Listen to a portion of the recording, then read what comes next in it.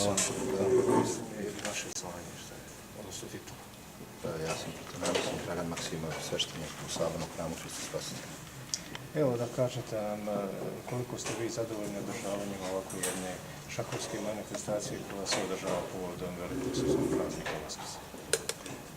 Ja kao čovjek i kao sveštenik sam zadovoljan svim onim gdje se okupljaju naši mladi ljudi, gdje se promovišu prave ideje. Svakako cilj nam je da crkva uvijek bude uz mlade ljude kojima će da sugeriše šta da rade u životu, kako da se ponašaju, a to je svakako da naravno bave se sportom, da žive zdravo i da znaju da su pravoslavni Srbi koji su uvijek zdravi bili i svak je dobro došli. Hvala. Hvala vam.